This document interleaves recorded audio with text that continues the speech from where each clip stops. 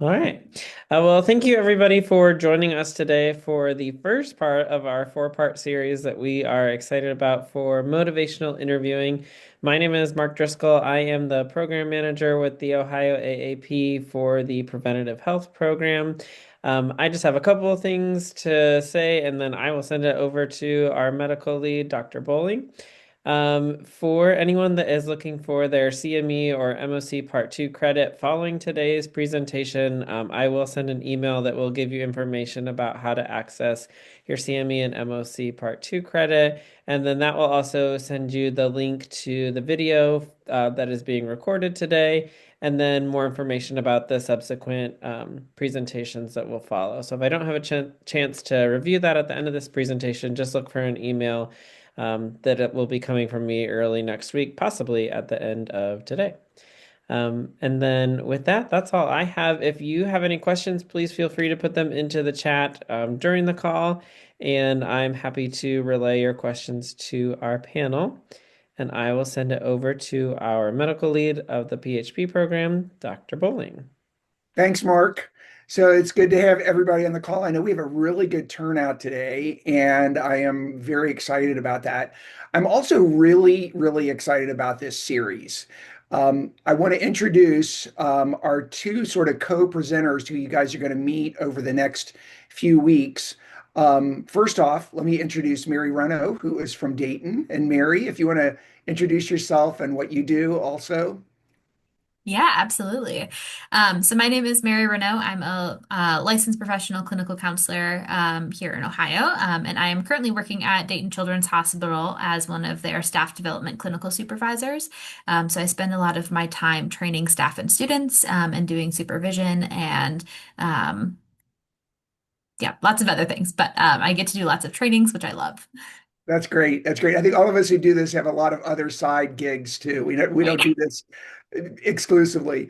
And then also I want to introduce Eileen Chavez, who I've known for a while, who does a lot of work in the obesity space. We float in the same circles. And so Eileen, if you can introduce yourself also. Hi there. I'm Eileen Chavez. I'm a pediatric psychologist at Nationwide Children's Hospital, and there I work in the Center for Healthy Weight and Nutrition. Um, I also do some trainings with some of our students and medical residents, but I do primarily clinical work and a little bit of research. So there's several things about this little sequence. I just want to orient everybody to the sequence before we even get started. If you notice from our backgrounds, we're all very different. I'm a pediatrician. Mary's a licensed counselor. Eileen is a psychologist. So we're all coming from a little bit of different background. But while we love motivational interviewing because it really opens up productive counseling for a lot of people. And over the years, it's been one of those things that when I first got exposed to it back in 2000, in the early 2000s, like 2003, 2004, I really was taken with it because I'd been practicing for about 15 years and it just seemed to really make a lot of sense. Over the years, it's been when I took it for a week-long session, I thought, oh, I wonder if this is where this is going to lead. And it actually, I've continued to do talking on motivational interviewing, writing books on it, writing articles on it. So it's something that has really stuck with pediatric practice and has done nothing but grow over the last 20 years. And I think we're going to continue to see that because it's something that really, it works. The three of us are really excited about this because usually the three of us get an ask to say, like, we got an hour-long session. Can you tell us about motivational interviewing? And the three of us all know that that doesn't do anything. That doesn't accomplish anything. So we're so grateful to the Ohio AAP and the Ohio Department of Health because they got it and they realized, like I said, if we're going to do this, we need to be able to do this in a sequence. So what that means is this is going to be different. It's not like doing a week-long motivational interviewing class at a school of public health like I did back in 2004, but it also is different than just that 1 hour session. So it's not like we're going to get you guys in a room and break you into small groups or anything. But we do want to sort of emulate that a little bit. We want to have this to be interactive. We want you to ask questions, and we want you to ask questions as we go along. So Mark is going to be manning the chat box, and Mary and Eileen are going to help me be watching the chat box. Um, so I'm not just yakking the entire time. We want people to interrupt us. We want people to ask questions if things aren't making sense. This is a great opportunity to do it. We're going to be together for 4 sessions. So we're really going to go slow, and we're going to really hopefully everybody's going to really, by the end of this four session course, have a better handle on motivational interviewing, what it is, how we use it, and how we use it in everyday situations. So with that in mind, we can kind of get started.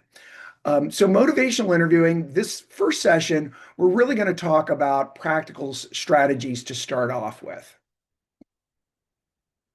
None of us have any, Mark, I don't know if we can get that star off of the chart. I don't know how that got on I don't know either. Let me try. So you guys may have the Oh, ability there to we go. draw on our screen. So there, that took care of it.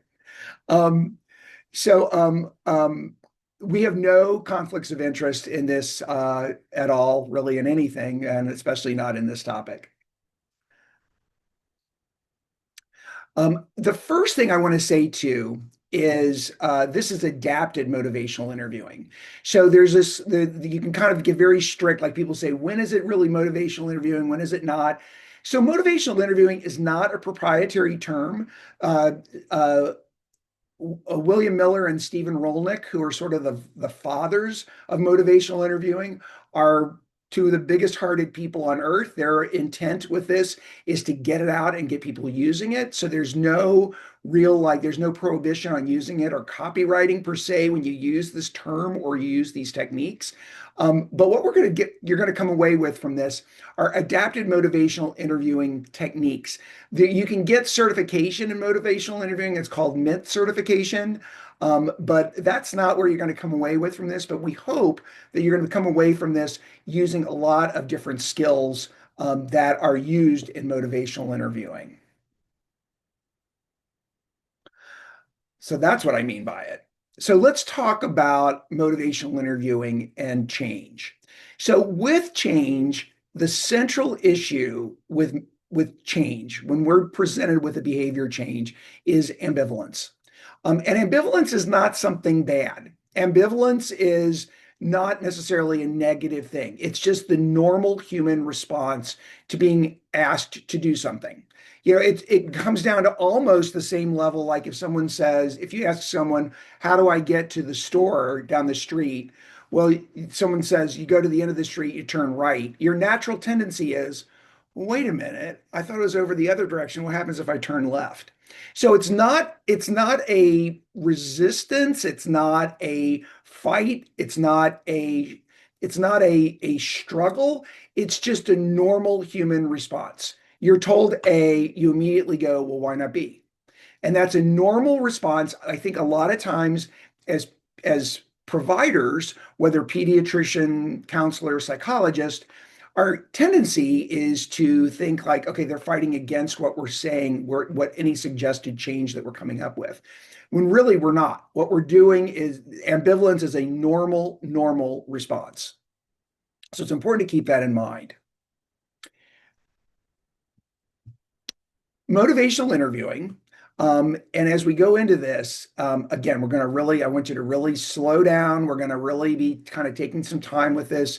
You all have been running around like crazy people this morning in your clinic, I'm sure, preparing for snow, seeing kids with flu, everything. So just really take it slow, and we're going to kind of take a deep breath, have something to drink, settle in. We're going to take our time with this. So motivational interviewing has several characteristics to it. It's important to remember it's about change. So you're not using motivational interviewing when you're taking a surgical history. This is what you use when you're talking about change. There's a purpose. It comes out of Rogerian thought. If you remember from Psych 101, like I'm walking along with somebody and just kind of letting them sort of set the tone. It comes out of Rogerian thought. and psychology, but there is a purpose. You are an expert, and you know that certain patients should be using their seatbelt when they ride in the car. You want your patients to not smoke. You want your patients to follow healthy lifestyles. So there's a purpose. You have a reason for wanting to improve their health. So it's while we engage a lot of things about it, there is a purpose. It's collaborative though. So that decision to change is not coming externally. It's not coming from you. It's coming from them. And it's a collaborative process between the two of you. And it honors their autonomy. Ultimately, it's their body, it's their life, it's their existence. So we really have to keep that in mind that in motivational interviewing, we're always honoring the client or the patient's autonomy. It is evocative. What does that mean? So evocative means, and we're going to talk a little bit more about evocation because it's a really central task of motivational interviewing. There are four central tasks, and this is one of them. Evocative means that the motivation to change is not coming externally. It's coming from inside the patient. So your job as a therapist, when you're doing motivational interviewing, your job as a pediatrician, your job as a counselor, is to find out what it is that motivates that patient and use their internal values, their internal feelings to evoke a reason to change. There are specific skills that are used. So you're going to learn some of those over the next 4 weeks, and we're going to take time. We want you to be practicing these. We want you to be working along. We're going to get a little bit of exposure to it in this session, but in subsequent sessions, we're really going to ask you to practice these things with us. So we don't want to call on anybody. We don't want anybody to feel uncomfortable. But if you're feeling like, hey, this is a chance. I want to try this skill. This is your place. Please, please, please use it. Not only going to help yourself, you're going to help all the other learners in the room. It is, as I said, there's a purpose and it is goal oriented. So when you're doing motivational interviewing, you have an endpoint in mind. So for me, when I'm working in the field of obesity, my goal is for patients to be healthy and be free of the comorbidities of obesity. Notice I didn't say my goal is for them to lose weight. My goal for them is to be free of health problems. So there's a goal. It's important to know what that goal is. It's important that you share that goal between therapist and client or between patient and pediatrician.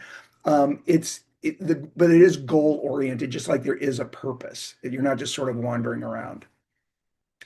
So I'm a wordie. I come from a family of wordies. We love to play Scrabble. I love motivational interviewing because it really attends to parts of speech. So if you're into speech, if you're into linguistics, if you're into listening to what people are saying from language, from parts of speech, you're going to groove on this.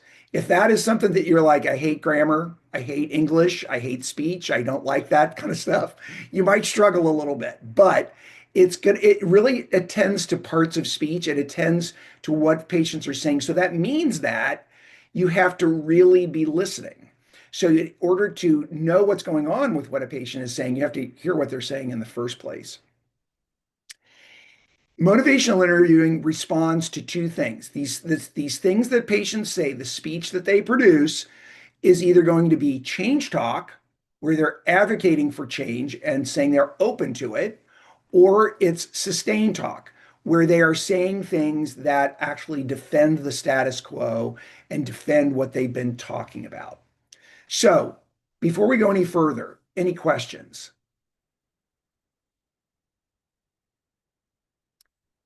Mary, Eileen, anything I missed there? Okay. Okay. So let's talk a little bit more about change talk and sustain talk. So it's a newer way. We used to say rolling with resistance, which was a nice alliterative term that we used to use in motivational interviewing. But we really don't talk about rolling with resistance anymore. We talk more about change talk and sustain talk. And these are really clues that your family is or patient is giving you a clue whether or not they're open to change. Or are they saying things that are just saying like I'm not ready to change, which is information, which means as the therapist, as the pediatrician, as the counselor, you need to drop back and listen to what that sustained talk really is saying. It doesn't mean it's the end of the discussion. It just means that your patient is or client is not ready, expressing readiness to change. So let's look at a couple statements, and I would love, you can do it in the chat. You can do it, you can unmute yourself and say, but we'd love to hear what you think about the following statements. So take one first. I'm not going to get the measles vaccine. I think natural immunity is better. Is that change talk or sustain talk?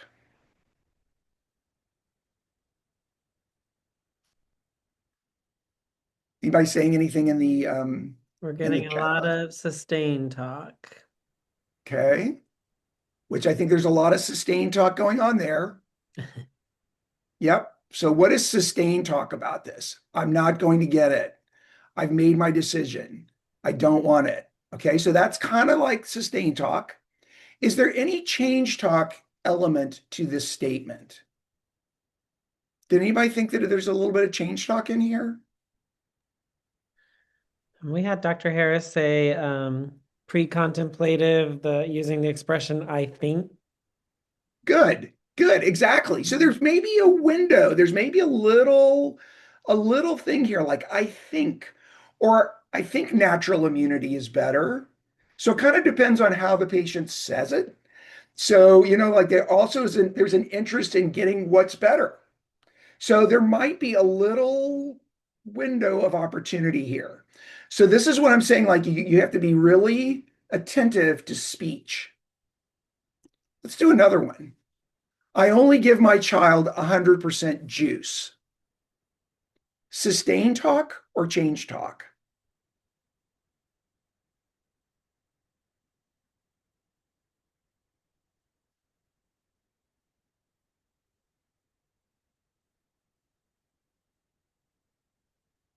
Mark, any responses yet? Seeing mostly sustain in the chat group. Okay. I would agree. And then we have potential change because it is meant to provoke the listener. That's good. That's good. So I guess what they're saying, and clarify if I get this wrong. So I think what that person is saying is like it's a little there's a little bit like confrontation there. So there's a little bit of opening for like, I want to talk about this because I'm saying something that's a little provocative, which is true. Um, and that's one possibility. That's true. The other little window, the other little opening, maybe you could say that like, oh, well, you only give them 100% juice. Well, you clearly are paying attention to what you're giving them. Like what you're giving them is important because you're paying attention to it. Like you're making sure it's 100% juice. Does that make sense? So mostly sustain, but there's a little bit of wiggle room potentially. Okay, so smoking calms me down, and I don't believe what I read about exposure to smoke. My parents smoked in our house all the time. Sustain talk or change talk?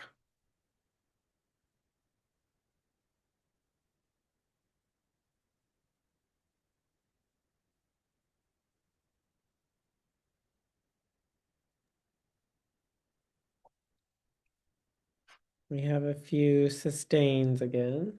Hmm. Definitely. Pretty stern. Like I don't believe what I read about exposure to smoke. That's off the table. I don't believe it. My parents smoked in their house, so no problem there. So there's a lot of sustained talk in there. Does anybody see any room for wiggle on this one?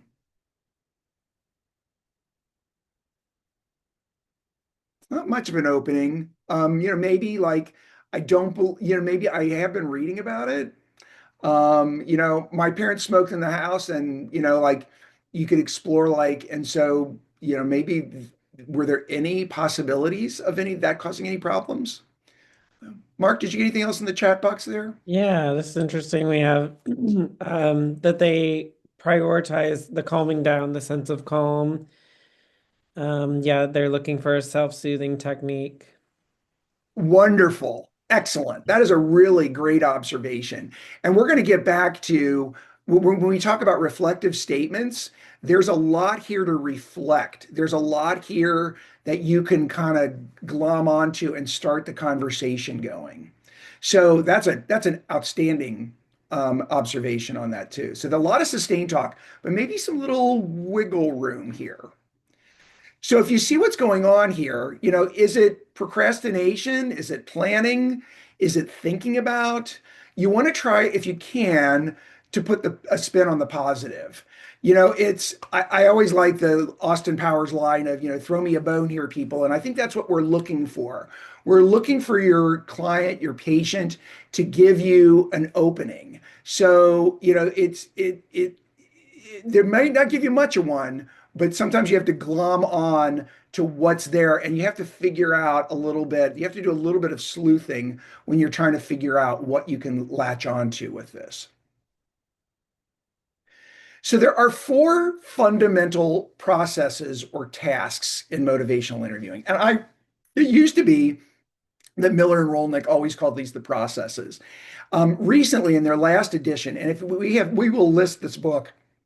It's called Motivational Interviewing, uh, Helping People Change. And it is an outstanding book. If you're looking for a great book on this, it is the Bible. It is well written. It is accessible. It is practical. And the newer edition, I don't know, Mary and Eileen, if you have any thoughts on it also, but I just think they've made that book so useful for providers because it really is it's very practical. It's met with in the back, like there's lots and lots of sample discussions and takeaway points, take home points on each chapter. It's a really, really well done text. And what they talk about is they talk about these four tasks. And I think it's helpful to think about them as tasks as opposed to processes. Processes, we don't know exactly what that means, but you have four tasks if you're going to practice motivational interviewing. So let's take a look at each of these individually. So, what's engaging? So, engaging says, and let me back up once here. So, notice number four is planning. Planning is not number one. So, we're going to come back to that. Okay, so engaging is the first one. So, what is engaging? Engaging is the relational foundation. This is saying, like, take time, person-centered, listen, take time to understand, use a little bit of some of the core skills that we are going to talk about today, the ORS skills. Learn the engagement first. So I think sometimes, we go into this thing like, okay, motivational interviewing is going to get me from point A to point B, and oh, it didn't do it, so it doesn't work. Mm-mm. Motivational interviewing can be very slow. I always like to talk about.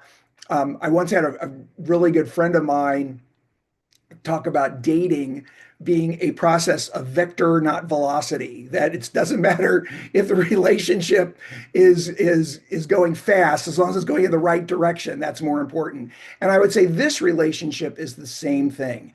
It's going to take some time. Take time to engage. And this is where I think, a lot of times the people we have in the room here, we're pretty darn good at this. I mean, we take time as primary care people, we like to engage with our families. And this is really giving voice to that characteristic. If you're good at this stuff, if you have this sort of style, this engagement phase is right up your alley.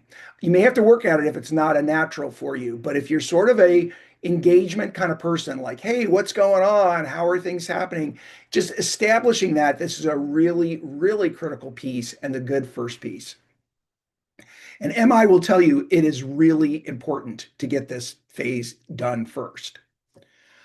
Then there's the guiding phase, and there's a little bit of agenda setting. There's some finding a focus.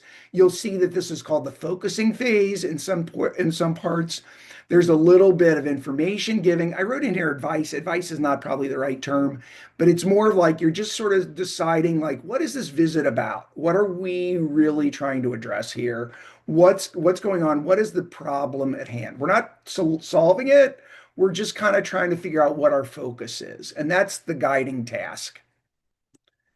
Then there's the evoking task, where you're really using some of the skills that we're going to talk about over the next few weeks, where you're identifying a value, you're identifying a statement, you're identifying something that makes you think, hey, this patient, this family is ready to do something. And so that's when we're doing some selective eliciting, some selective responding, and some summaries. Then the last phase is the planning phase, which is the actual bridge to change. This is still not prescriptive. This is not go out and lose 20 pounds, stop smoking, wear your seatbelt, lock your guns. This is not directive like that. It's still collaborative, but it's a planning phase that's done where you're consolidating the commitment, you're negotiating how this is going to happen, you're having them set the standard on how they're going to get to that point because it's their change. They're the ones who need to know how to do it. So, any questions that we have about these four fundamental tasks or processes?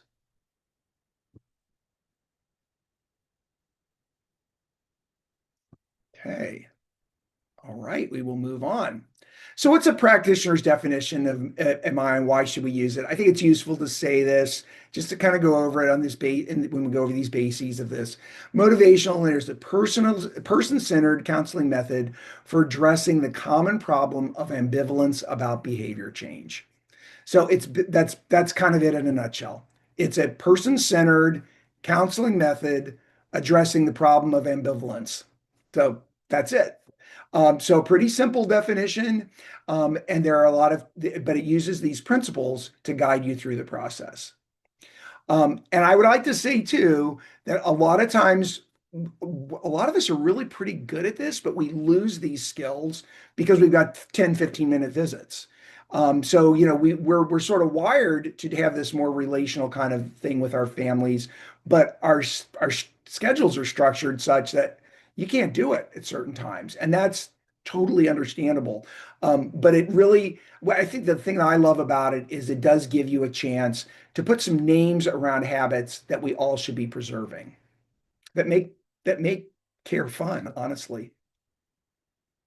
The spirit of MI, it's not a tool. You'll hear that MI is a tool. It's really not.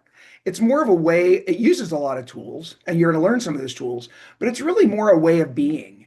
It's really more about a philosophy, an approach. So, it's not something you're going to be able to turn on and turn off. And like I said, if you have a bit of an empathic style to begin with, it's going to feel very natural to you, and it should feel natural. It's going to take some time with certain skills that aren't going to feel natural, and things are going to feel a little awkward. But the philosophy itself of empathy and relation should feel good, should feel normal, should be fun for you. And you really don't just use it here and there. So I always used to do, I mean, I think it started off like we all use MI in one area. Like I mentioned that Mary and Eileen and I have, a million other things that we do. And for me, it was always, oh, MI is part of a broader obesity thing. And with providers, like if you teach them and don't use this until you have patients with obesity, you're never going to get good at it. So MI is a strategy, is a style that I think you need to adopt across all things. Now, you don't have 35, 40 minutes with every patient who comes in with an ear infection. That's not what I'm saying. But what I am saying is when behavior change is involved and you want to make a difference, think about using it and think about using it over a longitudinal period. You're not going to, again, you know what? We live on that clock and you can't spend forever in a room. But if you're wanting to make meaningful behavior change, if you're like, okay, I do need to address this with them, we do need to do something, you want to be using MI if you're really trying to make effective change. Okay. So concerns, are people worried? Like, are you like, come on, bowling? This is like, yeah, this is not going to work over the long haul. What concerns do people have? What are your worries as we talk about this? Is it usually it's the time thing? Are there other concerns that people have?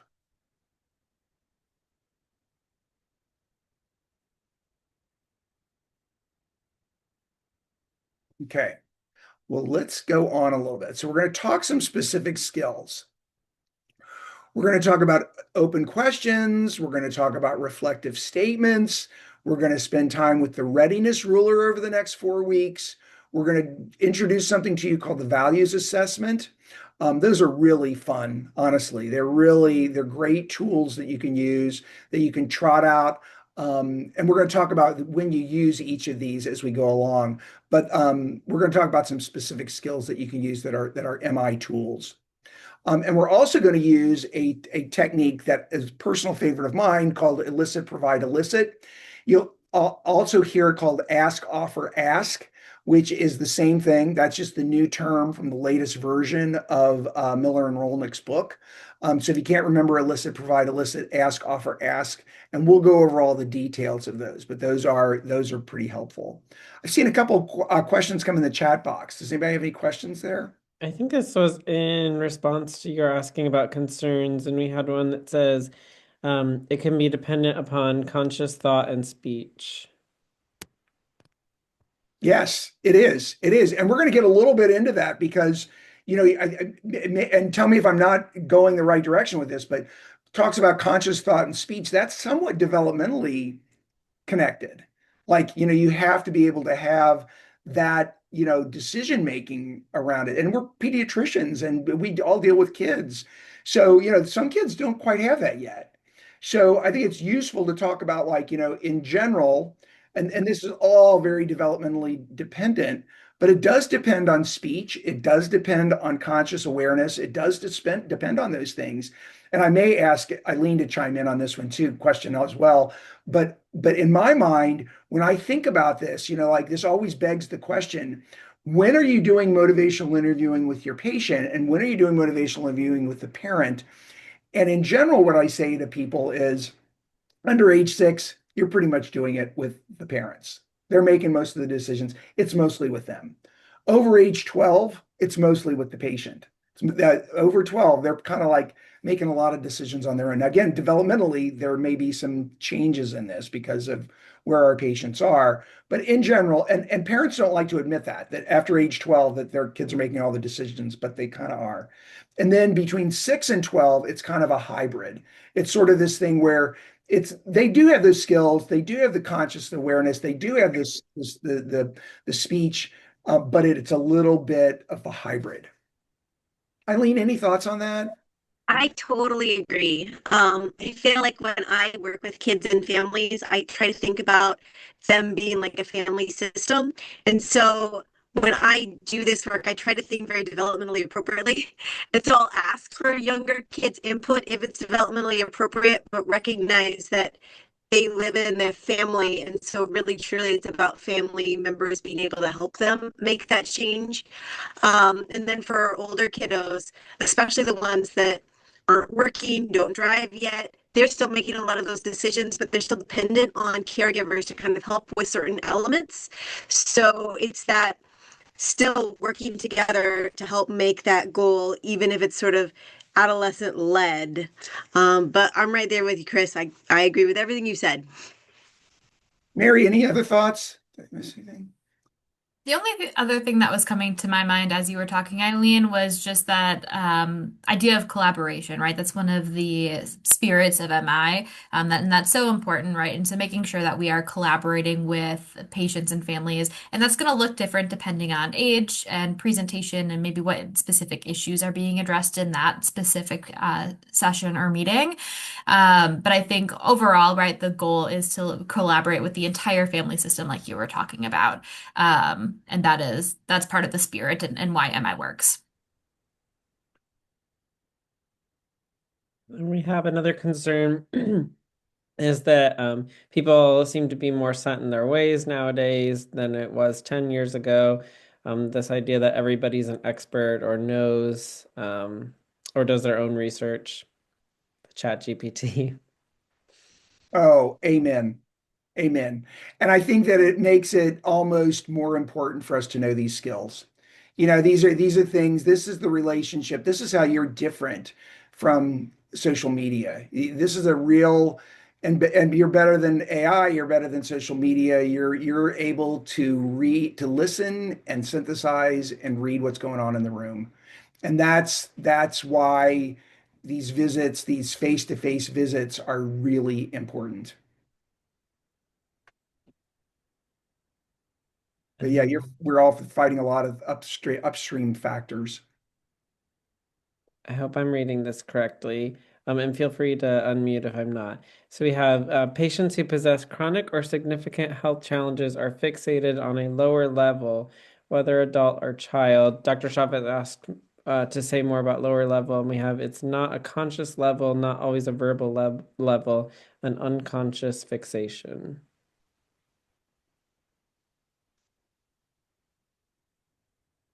Hmm. Could the person who asked that unmute and ask that question again to make sure we answer it correctly?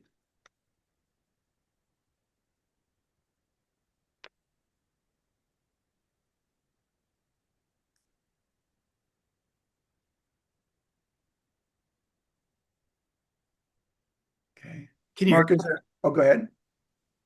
Yes.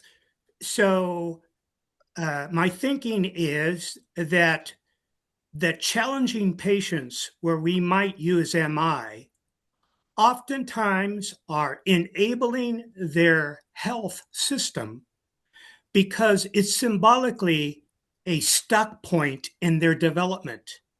If we're using a tool that uses conscious behavioral and thinking methods only, we're ignoring the deeper level that motivates them being stuck.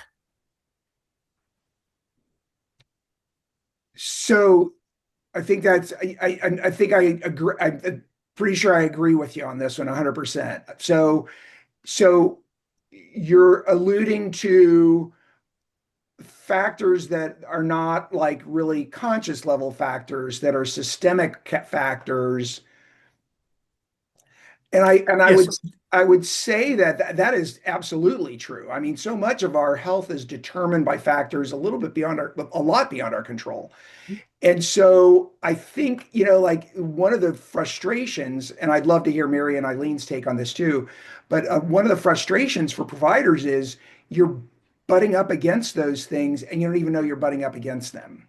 Mm. And hopefully, we're at least able, if we can't change those systems, at least we can identify them and know, like I would say, like a lot of times as an obesity provider, I'm always saying, go out and get more physical activity. When, I have like a grandmother who's like, say, like Dr. Bowling, that's all well and good, but you don't want to go walking around my neighborhood because it's unsafe. So, but I think identifying that going like, okay, I can't do that with this family is also important. I don't know if I'm answering that correctly or getting to the root. Is it okay if I add something, Chris? Please. Well, I think what I'm hearing you say, Jose, is that a lot of times there's that deep emotional sort of piece that is sustaining the behavior, even though people may not know about it. And there are lots of things that kind of go into that emotional piece. And to that, I would say one of the things I really appreciate about MI is even if people aren't in a position where they can necessarily make a change, which is that totally happens for people, right? Like they are not able to kind of make a change for lots of different reasons. If we can reflect that emotion and kind of join them in that moment, I find that to be hugely powerful because people feel heard, seen, understood. And then we can maybe talk about like, are there any potential little things that may be in their control, or maybe there really aren't, but they've never really felt heard, seen, understood before. And that can be powerful in and of itself. Uh, Boy, that is very, very well stated, Eileen. Like for those of us who do a little bit of contemplative practice too, it's one of those things where you're just like being comfortable with sitting with the discomfort is appropriate and very moving, very powerful. Right. Mark, anything else before we move on here? Jose, I hope we answered that a little bit. Okay. So let's talk some specific skills. And Mark, please feel free to interrupt me if you see things we need to talk about. So there's a mnemonic called the ORS mnemonic in motivational interviewing, and this responds to four sort of basic things. And most of you have probably heard these. These are open questions, affirmations, reflective statements, and summarization. So affirmations and summarizations, let's just go over those briefly. We're going to touch on this because we'd like to do a little bit of open question practice with you today. And then we're going to have an entire session on reflective statements because they're the real meat of the issue. So affirmations really help set that relational focus and really help with that, sort of what Eileen and Jose were alluding to, help with that sitting with the discomfort a little bit. So, like a lot of times I think patients come into us and go like, okay, I'm coming back in my world and the obesity world, I hate coming back to this, to come back in saying like, okay, well, I haven't really lost any weight and this is going to be not pretty uncomfortable. But when you come in and say like, hey, I'm really glad you're here. I'm really happy you came back. It shows a lot of strength and a lot of persistence, and you're really persistent by being here. And I'm really glad that you're here. I'm really looking. It's always a joy to go over things with you. So it can be very simple. Simple. It's basically just sort of setting a positive tone, and it sort of gets rid of the judgment phase of it, gets rid of the you versus me, sets more of a collaborative tone. The other piece, and sometimes it's hard. I mean, sometimes we get into that goal oriented, like, oh my gosh, they did this again. I told them 15 times not to do that. They did it again, blah, blah, blah. Like, you just got to let that go. You got to focus on the positive and focus. The affirmations are really powerful. They help align you together on what you agree on. Doesn't mean you don't have hard conversations, but it does mean that you set the tone with some affirmations. Summarization, I think we're all pretty good at this when we remember to do it, is always remember to close your discussions with what you talked about. The old like, tell them what you're going to talk about it, and tell them what you told them kind of thing. But you're not really telling them things. You're going over what the visit looked like. So not forgetting to do a recap is also part of motivational interviewing. We're not going to spend time on either of those. If we had you for 2 days or 4 days, we would do that. But you get the picture. Those are affirmations and summarizations. Mark, any questions before we dive into practicing some open questions? I'm not seeing any in the chat. Okay, so let's go on. So open questions. So what is an open question? So you hear it said that people say it can't be answered with a yes or no. I would also say it can't be answered with a one-word answer. So like, how old are you? That's a closed question. So it's not necessarily yes, no, or did you have your appendix out? They're very simple yes, no answers, and they should be, like when you're not doing behavior change, that's very appropriate. You're not going to say, tell me about your surgical history necessarily if you just want to know about their appendix.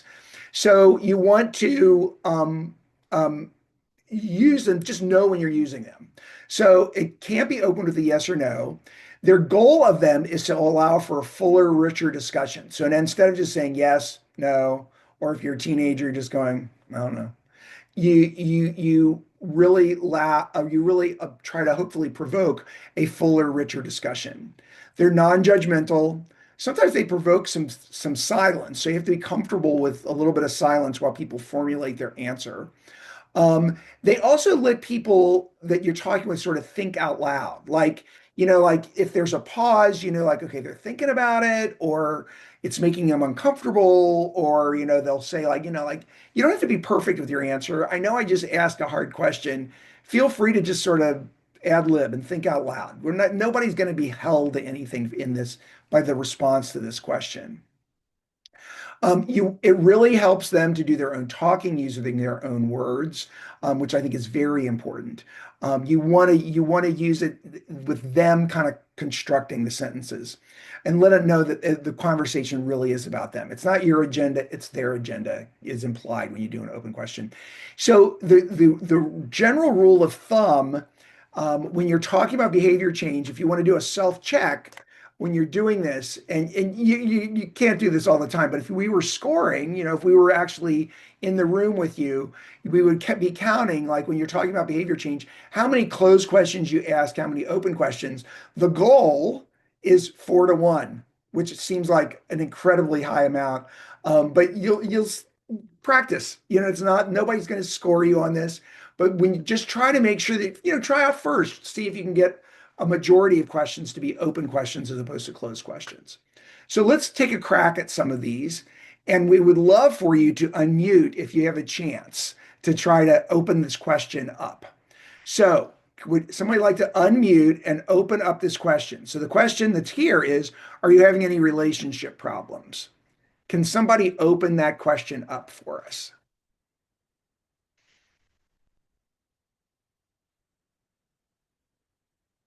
I might say, like, tell me how you and your partner engage with each other. Great. Awesome. Yeah. Tell me about your current relationships. That's exactly where I was going with it, Eva. That's exactly the kind of thing. Just sort of tell me about it. Do you take your medicine? What kind of routine do you have with your medication? Excellent, Angie. Yeah. What does your routine look like? So, or you can even like say it a little bit more to kind of, taking medicine can be really, if you're somebody you're suspecting that there's problems, taking medicine can really be a challenge for some people. What challenges do you face with taking your medication? It normalizes it. So rather than a judgment around like, oh, I'm not taking my medicine, I better not tell them the truth. It's you sort of normalizing it. Like, hey, this is something we all struggle with. So we know everybody struggles. What are your struggles? Do you still want to skip the measles vaccine?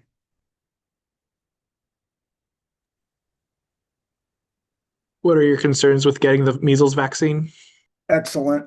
Yeah. Yeah. Help me understand your biggest concerns with the measles vaccine. Yeah. So, like, tell me more. What is it? What is it that you really are worried about here? So, I got involved a little bit in the transgender medical healthcare stuff on the debates. I always wanted to ask the question of the state legislators, not like you need to do this, you need to do that. I just wanted to hear like, what are you so worried about? What is the concern here? And I think that those are really good, like listing concerns. Tell me, tell me. I want to understand what is it in a very non-judgmental way. Do you smoke? Which is a very appropriate closed-ended question. But if you really want to open this up more, how could you open that up if you're suspecting more than what you're hearing? Because there's definitely a correct answer to this one. This is when we talk about social desirability. Your patients are clearly expected to say no to this. Of course, I don't smoke. So what can you say if you're really suspecting it? When do you smoke? Yeah, good. Yeah, yep. Or you could even, yeah, absolutely. Like it, but if you want to say, like, well, I don't smoke, why would you say I do? Some of the things you can also do, you can also sort of expand it a little bit. Some of my patients smoke because they say it helps them fit in with friends. Some of my patients say that all the time, that that's a really big friend group thing. So what do you see, what kinds of things do you see with that? What would you say that smoking provides for you and your friends, if anything? If anything, is a great uh,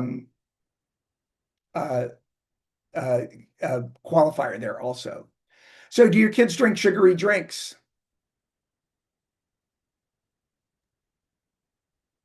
How many sugary drinks do your kids get? You could do that, or that would be good. Or you could say, or just kind of open it up, be very blunt, be very bland with it. What are your favorite kids' favorite things to drink? Like just very open. Good. So if you notice, there's a pattern here. So do you, will you, can you, is it this way? Did you, are you? You can caught me as I'm trying to open them up. I was using some of these. What's the common thread here? Does anybody notice what these are? These false friends, what do they have in common?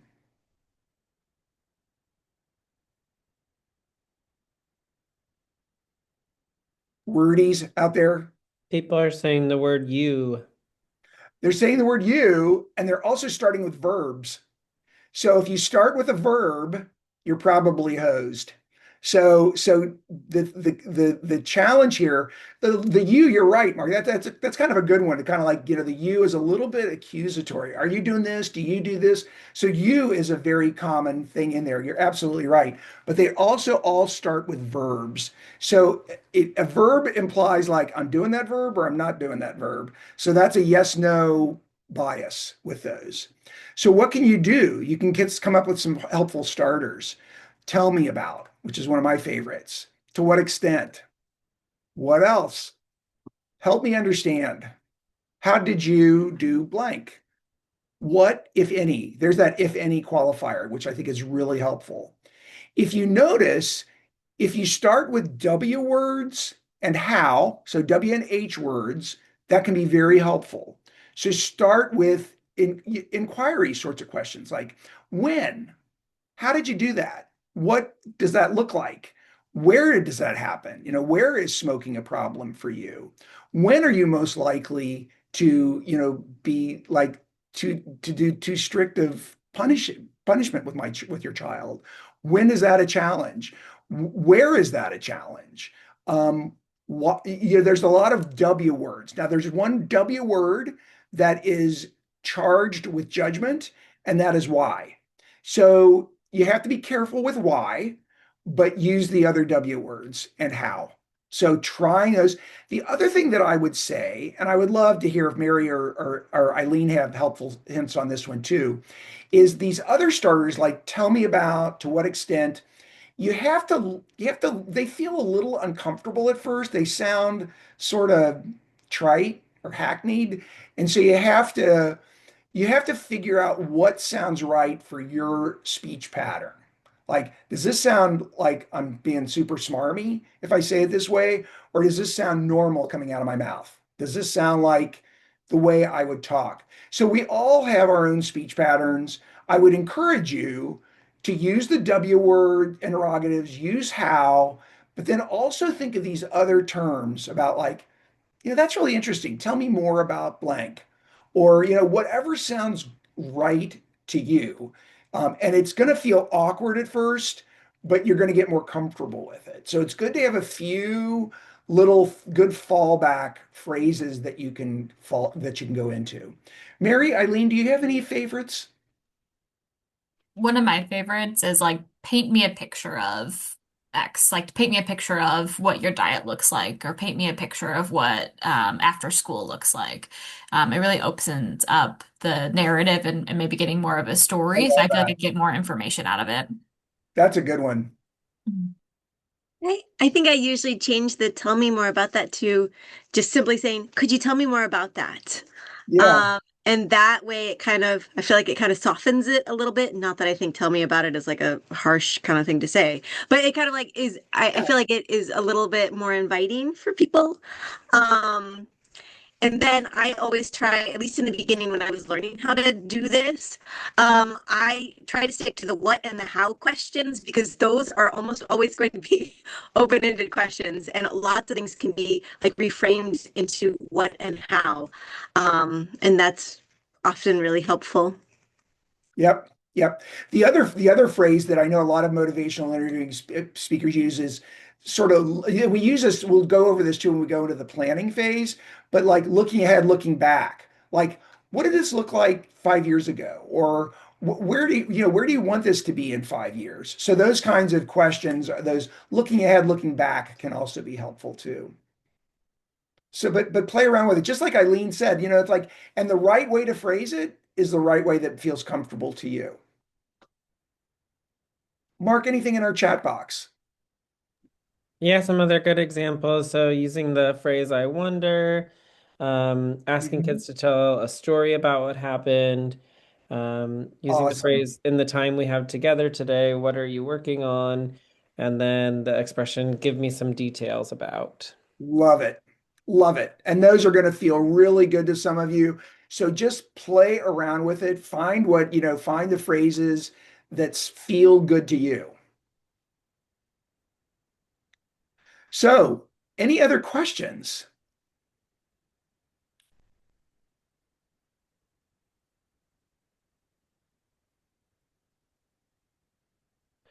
So let's give you a little bit more of an overview where we're going to go next. So next up, we did a little change in the schedule. We're going to be doing just values and readiness next. And then we're going to be doing reflections on February 6th. And then on February 13th, we're going to go over some synthesis exercises where we do these we may try some smaller groups too, if people are up for that. But we're going to go over some different sort of synthesis exercises like that ask, offer, ask kind of stuff. So this was a little bit of a taste with open questions. We would love for you to reach out to us and have questions if there are things you want to make sure that we cover.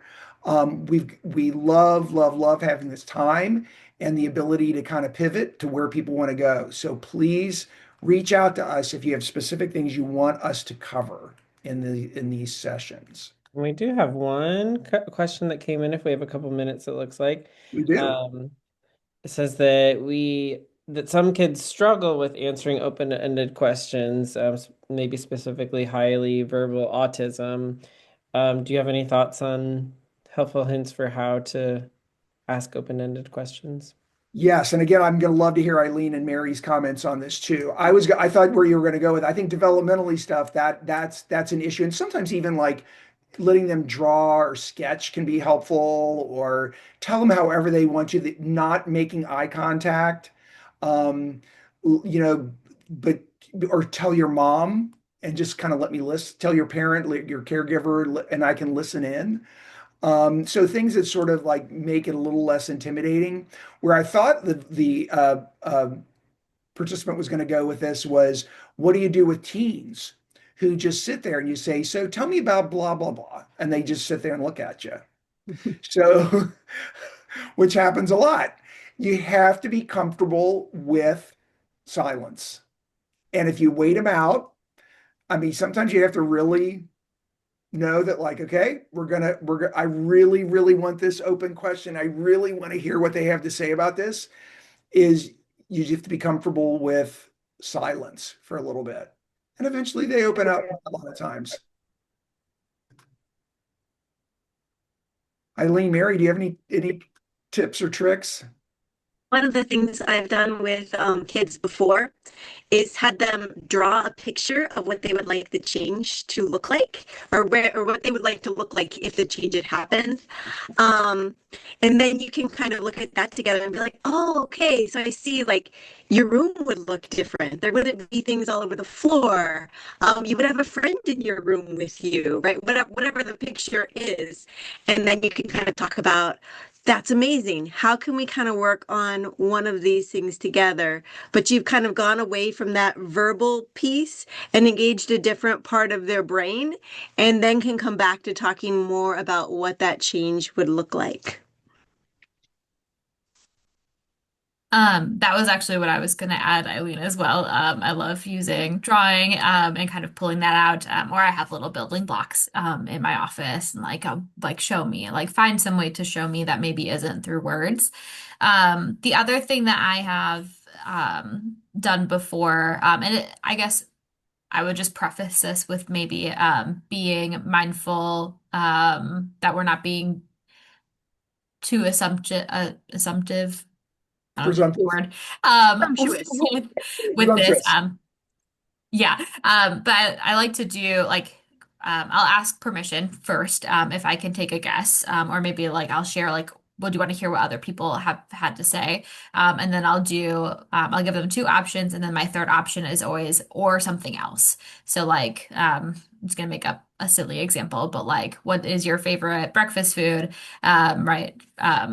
Can I take a guess, or can I share what other people like, cereal, toast, or something else, right? And so just gives them kind of a framework of possible answers, but then it always opens up that door of like, maybe it's not any of those things, but, they're still able then to fill it in for themselves. That third piece.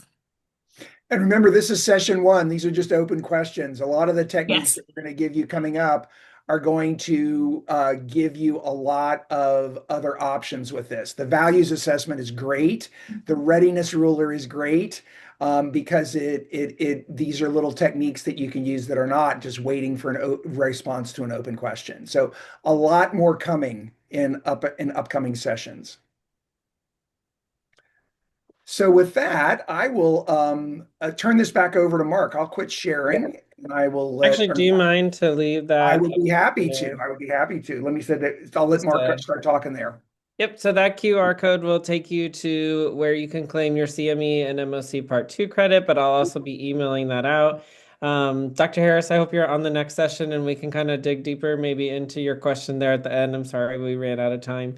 But other than that, we look forward to seeing everybody next week, Friday at the same time at noon.